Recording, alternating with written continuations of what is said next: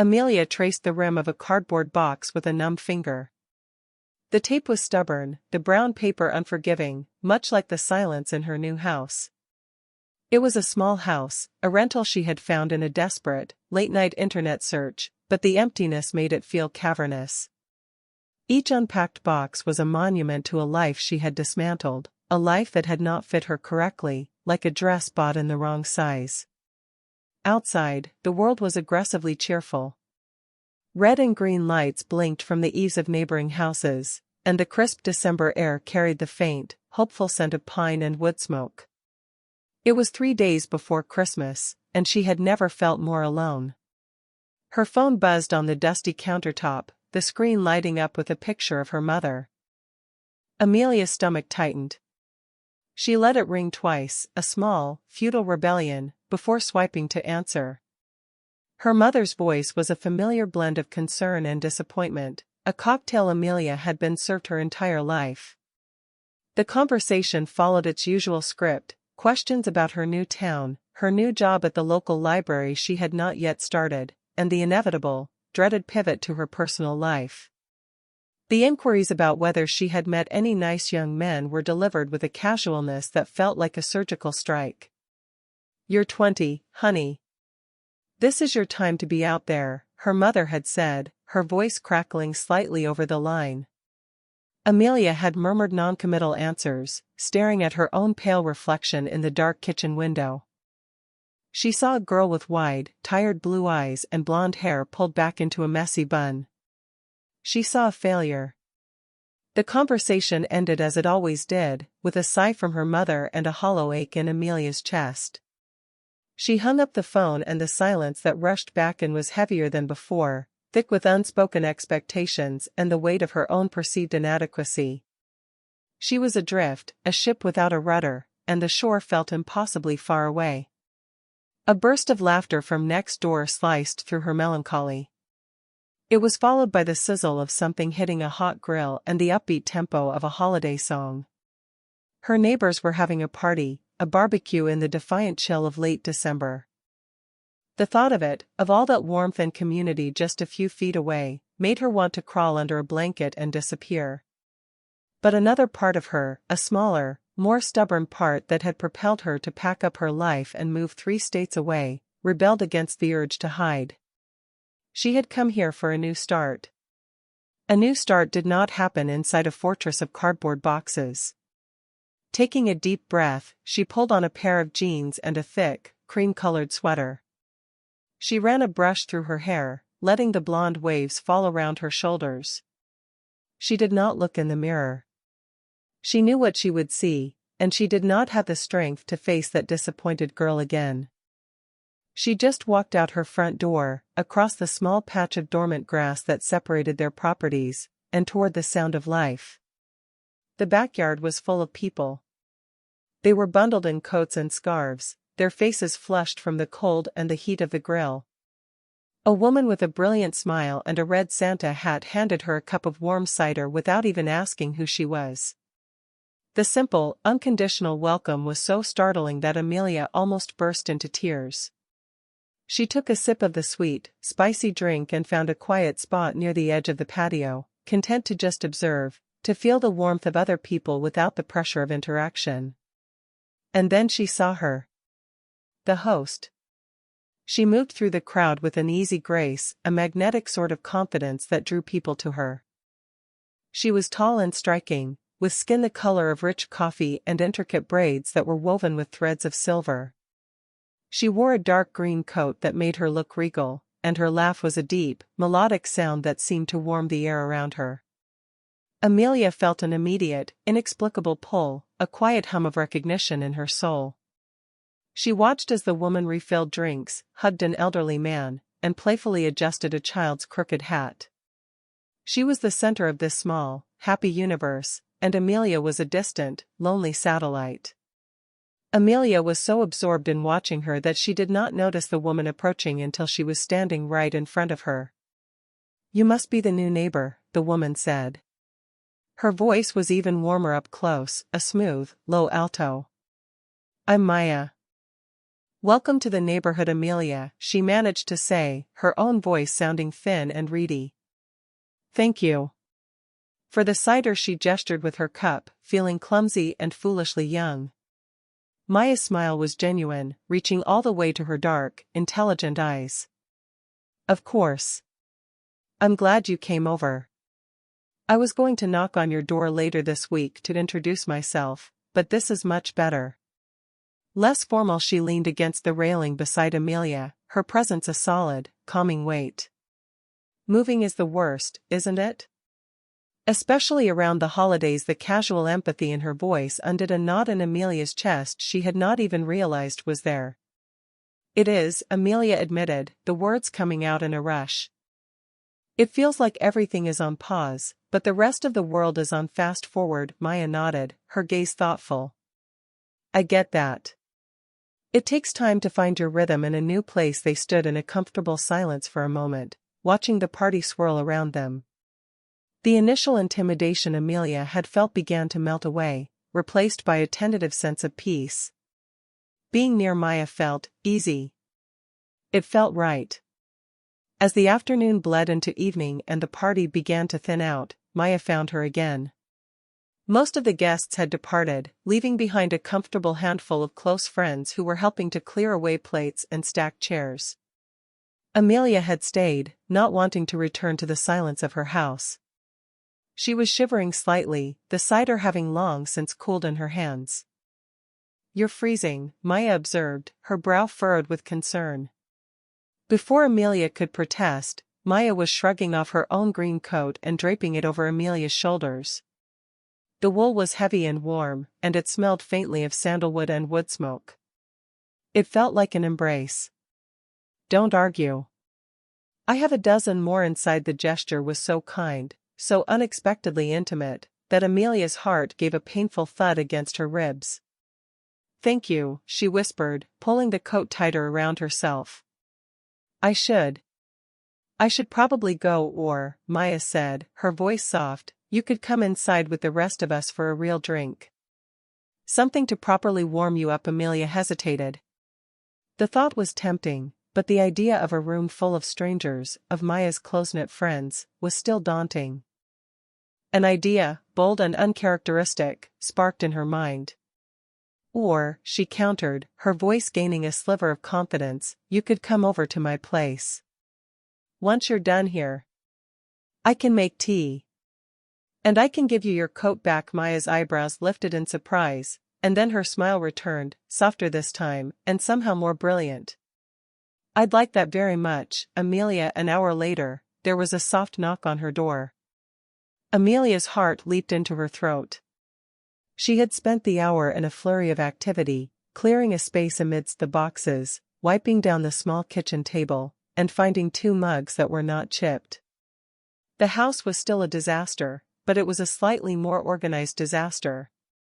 She opened the door to find Maya standing on her porch, a bottle of wine in one hand. "I know you said tea," Maya said with a small, apologetic smile, "but I thought you might need this more." Amelia let out a laugh, a real one this time, and the tension in her shoulders eased. "You thought right. Come in." She took the coat from her shoulders and handed it back to Maya, their fingers brushing for a fleeting moment. A tiny jolt, like static electricity, shot up Amelia's arm. She ignored it, blaming it on the cold. They sat at the small table in her kitchen, surrounded by towers of cardboard. The mess, which had been a source of shame just hours before, now felt like a shared secret, a sign of her vulnerability that Maya did not seem to judge. Maya opened the wine while Amelia searched for a corkscrew, a comical 5-minute adventure that ended with them both laughing as it was finally located in a box labeled bathroom stuff. The wine was red and smooth, and it warmed her from the inside out. They talked. It started with simple things: the town, the neighborhood, Maya's work as a freelance graphic designer. But as the level in the wine bottle dropped, the conversation deepened, veering into more personal territory. Amelia, to her own surprise, found herself opening up. She told Maya about the college program she had hated, the pressure from her parents to follow a path that felt wrong, and the suffocating relationship that had finally ended, leaving her feeling hollowed out and lost. "I just felt like I was playing a part," Amelia confessed, swirling the wine in her glass. "The dutiful daughter, the perfect girlfriend. And I was terrible at it. I kept forgetting my lines." Maya listened with an unnerving stillness, her dark eyes fixed on Amelia's face. She did not offer platitudes or easy solutions. She just listened, her expression one of deep, resonant understanding. When Amelia finished, her story hanging in the quiet space between them, Maya reached across the table and briefly touched her hand. "It takes a lot of courage to walk off a stage when you realize you don't like the play," she said softly. "Most people don't." The simple validation was more comforting than anything her family or friends had ever said. Amelia felt a profound sense of being seen, of being understood in a way she had never experienced before.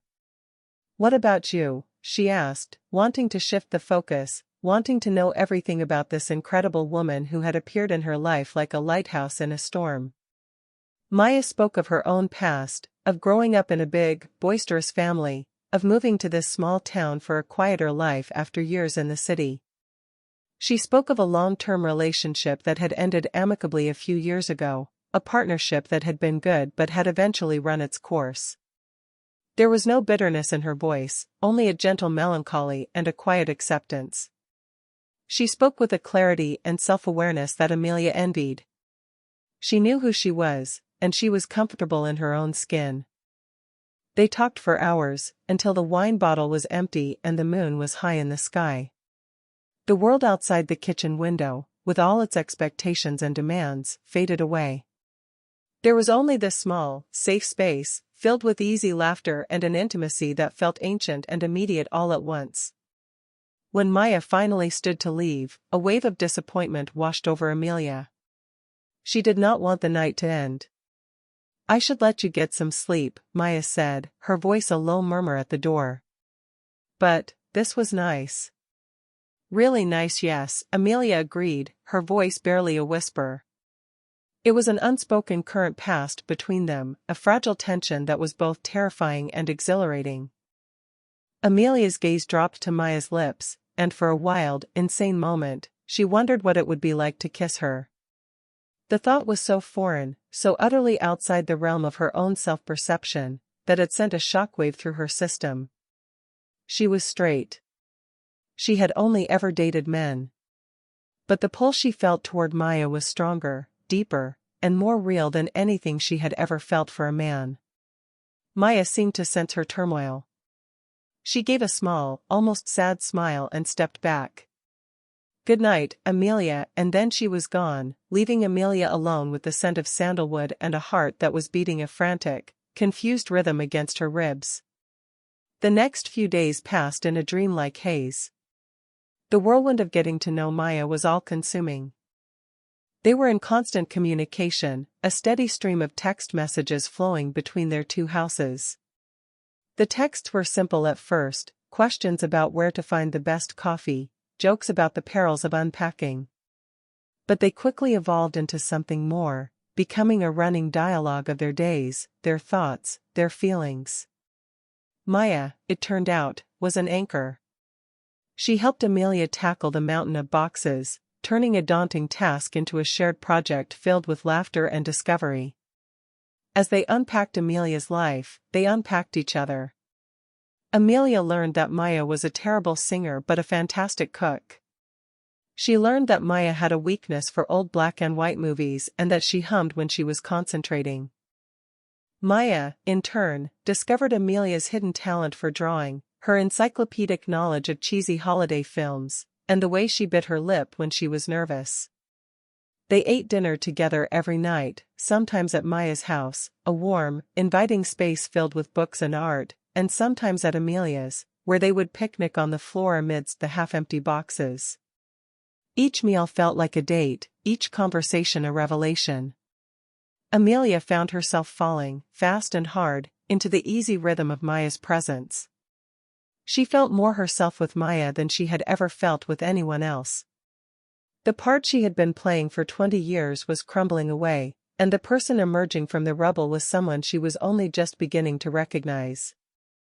But with this exhilarating sense of discovery came a terrifying wave of confusion. The attraction she felt for Maya was undeniable, a physical and emotional force that left her breathless. It was in the way her stomach fluttered when Maya smiled at her, the way her skin tingled when their hands accidentally brushed, the way she found herself memorizing the cadence of Maya's voice. This was not friendship. This was something else, something powerful and new, and it did not fit into any of the boxes Amelia had built for her life. The fear came to a head on the third night. They had planned to watch a movie at Maya's. But as the time to go over approached, a knot of panic tightened in Amelia's chest. She could not do it. She could not sit next to Maya on the couch, pretending that the electric current between them was not real, pretending that her heart was not trying to beat its way out of her chest. She sent a clumsy text, pleading a headache, and immediately hated herself for her own cowardice. Maya's reply was simple. Okay.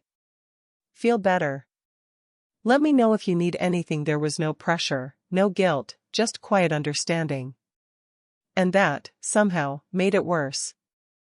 Amelia spent the evening pacing her small living room, her mind a chaotic storm of questions and fears. What was happening to her? Who was she, if not the person she had always believed herself to be?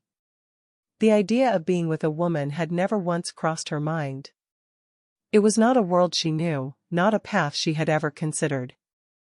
And yet, the thought of not being with Maya, of letting this incredible, life-altering connection slip away because of fear, was unbearable. An hour later, there was a knock on her door. It was Maya, holding a small container of what smelled like soup and an expression of gentle concern. I know you said you had a headache, she began, but my grandmother always said that soup could cure anything.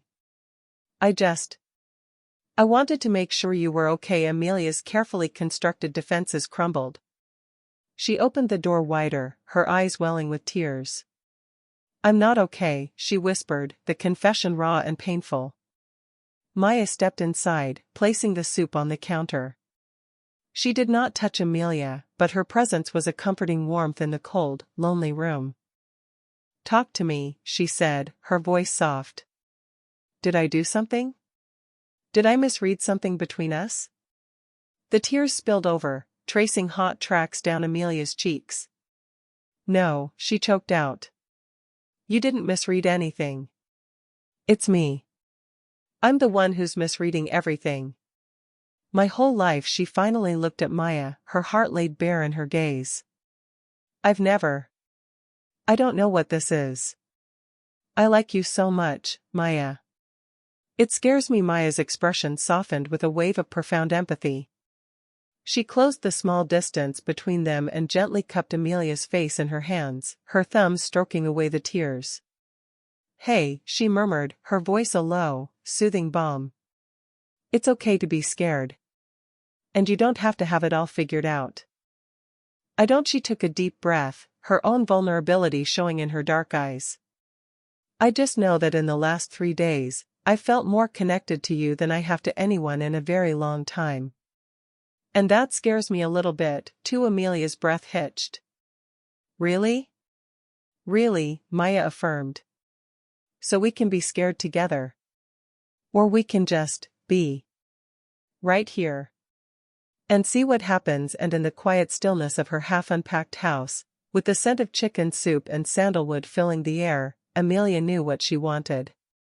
She leaned in, a slow, hesitant movement, giving Maya every opportunity to pull away. Maya did not. Instead, she met her halfway, her lips pressing against Amelia's with a tenderness that made Amelia's entire body ache with relief. The kiss was not explosive. It was quiet, and it was questioning. It was a discovery. It was the taste of wine and something that was uniquely Maya, a flavor Amelia knew she would spend the rest of her life trying to name. When they broke apart, they rested their foreheads together, breathing the same air. The confusion had not vanished, but the fear had. It had been replaced by a shimmering, terrifying, beautiful certainty. this was real. The next morning, Christmas Eve, Amelia woke up feeling like she had been reborn. The world looked different, brighter. The silence in her house was no longer lonely, it was peaceful. She made coffee and sat by the window, watching the snow begin to fall, and she felt a sense of rightness settle deep in her bones. She did not have a label for herself yet, and maybe she never would. All she knew was that she was falling in love with Maya. She walked over to Maya's house, her heart light. She found Maya in the kitchen, on the phone, a slight frown on her face. When Maya saw her, she smiled, but the smile did not quite reach her eyes. She finished her call with a quiet, "I understand. I'll see you all tonight." "Love you, everything okay?" Amelia asked, accepting the mug of coffee Maya offered her. Maya sighed, leaning back against the counter. "Family stuff. My sister was supposed to host Christmas Eve dinner, but her youngest just came down with a nasty flu. So now everyone is descending on my house in approximately 6 hours." She ran a hand over her face, looking tired but resigned. "It'll be chaos." Wonderful, beautiful chaos. An idea, even bolder than the one she'd had at the barbecue, took root in Amelia's mind. "Do you need help?" she asked. "I'm a pretty good sous chef. And I'm an expert at staying out of the way." Maya looked at her, a strange expression on her face. "Amelia, you don't have to do that." "I want to," Amelia said, her voice firm with a newfound conviction. She took a step closer, taking Maya's hand in her own. The simple act of holding her hand in the bright light of day felt revolutionary. "I don't have anywhere else to be. And honestly, there's nowhere else I'd rather be." She was choosing this. She was choosing Maya. She was done being scared. Maya's eyes searched hers for a long moment, and then a slow, dazzling smile spread across her face. "Okay," she said softly, squeezing Amelia's hand. "Okay. But I have to warn you. My family is a lot." The next 6 hours were a blur of coordinated activity. They chopped vegetables, set the long dining room table, and filled the house with the incredible smells of roasting turkey and baking pies. They worked together seamlessly, a comfortable dance of passing spices and stealing kisses over a bowl of mashed potatoes. The fear Amelia had felt was gone, replaced by a giddy, joyful anticipation. Maya's family arrived all at once, a loud, loving tidal wave of people. There was her mother, a woman with a regal bearing and Maya's warm eyes, her father, a quiet man with a gentle smile, her older brother, his wife, and their 2 boisterous children. And then there was her older sister, Zara. She was as striking as Maya, but her gaze was sharper, more appraising. When Maya introduced Amelia, Zara's eyes swept over her with an intensity that made Amelia feel transparent. "Amelia is my new neighbor," Maya explained, her hand resting possessively on the small of Amelia's back.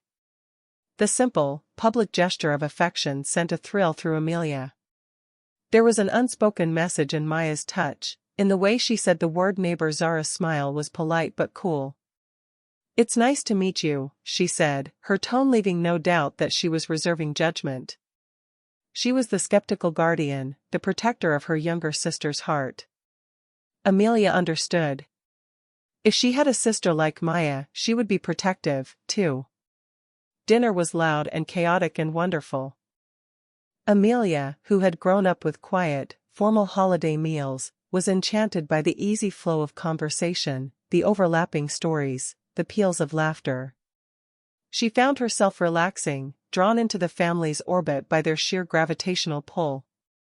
She answered their questions about her move and her new job, and she listened as they shared stories about Maya's childhood, painting a picture of the woman she was falling in love with. Later, as they were clearing the table, Zara found her alone in the kitchen. "So," she began, her voice casual, but her eyes sharp. "You and Maya." It was not a question. Amelia's heart hammered against her ribs, but she met Zara's gaze steadily. "Yes," she said, her voice clear. "Me and Maya." Zara stacked a few plates, her movements precise. It's been a long time since she brought someone home for the holidays. The last one, it didn't end well. She was heartbroken for a long time. She paused, turning to face Amelia fully. She's a good person. She has a huge heart, and she gives it away too easily sometimes. I just don't want to see her get hurt. The protective love in Zara's voice was fierce and undeniable. Amelia felt a surge of respect for her. I would never hurt her, Amelia said, and the sincerity of the words was a palpable force in the room. I know this is fast. I know it probably looks insane from the outside. A week ago, I didn't even know she existed. A week ago, I didn't even know, me. But I know this is real. What I feel for her is the most real thing in my life. Zara studied her for a long, silent moment. Amelia held her breath. Then, slowly, the cool mask of suspicion on Zara's face softened, replaced by a grudging respect. She gave a small, almost imperceptible nod. Okay, she said. Okay. But if you do hurt her, you'll have to deal with me. I wouldn't expect anything less, Amelia replied, a genuine smile breaking across her face. A silent understanding passed between them. She had passed some kind of test. The rest of the evening was a warm, happy dream. They exchanged gifts, and Maya's mother pressed a small, beautifully wrapped box into Amelia's hands. Inside was a delicate silver bracelet. Welcome to the family, she said, her smile as warm as her daughter's. Amelia's eyes filled with tears as Maya's mother clasped the bracelet around her wrist. It felt like a promise. Late that night, they walked back across the snowy lawn to Amelia's house. The world was silent, blanketed in white. Inside, Amelia's house was quiet and warm. It no longer felt empty. It felt like a sanctuary. So, Amelia said, turning to face Maya in the soft glow of the living room lamp. I survived. Maya stepped close, wrapping her arms around Amelia's waist and pulling her in. You did more than survive, she murmured, her voice thick with emotion. You charmed them. My mother is already planning your wedding. Amelia laughed, a happy, bubbling sound. She rested her head against Maya's shoulder, breathing in her familiar scent. I like your family, she said. They're amazing. They are, Maya agreed. She pulled back slightly, her expression turning serious. Her hands came up to cup Amelia's face, her thumbs tracing the curve of her cheekbones. Amelia, this is going to sound crazy. Crazy is kind of our thing, isn't it? Amelia whispered. A smile touched Maya's lips. I think it might be. She took a deep breath. I'm falling in love with you. The words, spoken so simply, so sincerely, landed in the center of Amelia's soul. There was no fear, no confusion. There was only a profound and overwhelming sense of coming home. I'm in love with you, too, she said, the words as easy and natural as breathing. I think I have been since the moment I saw you in that stupid Santa hat. Maya's laugh was a beautiful, joyous sound. She leaned in and kissed her, a deep, searing kiss full of promise and certainty. It was not a question anymore. It was an answer. It was the beginning. This whirlwind week of discovery had not been a frantic, confusing storm, it had been the universe clearing a path, sweeping away all the debris of her old life to make way for the new. It had brought her here, to this house, to this woman. The snow fell softly outside the window, covering the world in a clean, white slate. Amelia looked around her little house, at the last few boxes waiting to be unpacked, and she knew, with a certainty that resonated in her very bones, that she was finally home. The journey from isolation to this profound sense of belonging had been dizzyingly swift, but every moment felt earned, every discovery a precious gift. She had arrived in this town a stranger to everyone, including herself, and in the span of a single week, in the warmth of Maya's love, she had found her place in the world.